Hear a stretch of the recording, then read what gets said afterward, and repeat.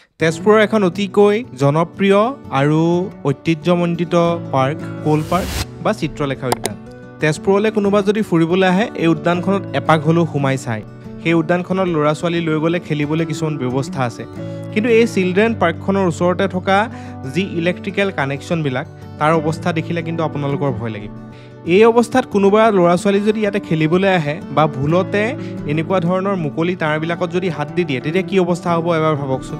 ঐতিহ্যমণ্ডিত এখন পাৰ্ক হিচাপত অসমৰে এখন নাম থকা পাৰ্ক কোল পাৰ্ক বুলি ক'লে হয়তো সকলোৱে এবাৰ হ'লেও দেখিছে শুনিছে। তাৰ যদি এনেকুৱা অৱস্থা হয় তেতিয়াহ'লে বাকী সৰু সুৰা পাৰ্কবিলাকৰ কি অৱস্থা হ'ব।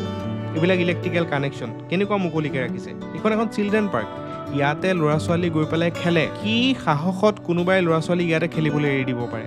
মই এই ভিডিঅ'টো এইটো কাৰণে বনাইছোঁ, কোনোবা যদি সদাশয় ব্যক্তিয়ে এই গোটেই ব্যৱস্থাটোৰ ওপৰত কিবা কৰিব পাৰে, তেওঁলোকে কিবা পদক্ষেপ গ্ৰহণ কৰি পেলাই সকলোবিলাক ঠিক ঠাক কৰিব পাৰে। কাৰণ এইখন এখন অসমৰ ভিতৰতে এখন ঐতিহ্যমণ্ডিত পাৰ্ক আৰু আমি এনেকুৱা ধৰণৰ পাৰ্কবিলাক সুৰক্ষিত কৰি ৰখাটো কিন্তু বহুত প্ৰয়োজন। সেইকাৰণে মই আশা কৰিম সকলোৱে এই ভিডিঅ'টো শ্বেয়াৰ কৰিব, যাতে যিসকলে ইয়াৰ ওপৰত ব্যৱস্থা গ্ৰহণ কৰিব পাৰে তেওঁলোকে এই ভিডিঅ'টো দেখে আৰু ব্যৱস্থা গ্ৰহণ কৰিব পাৰে। ধন্যবাদ।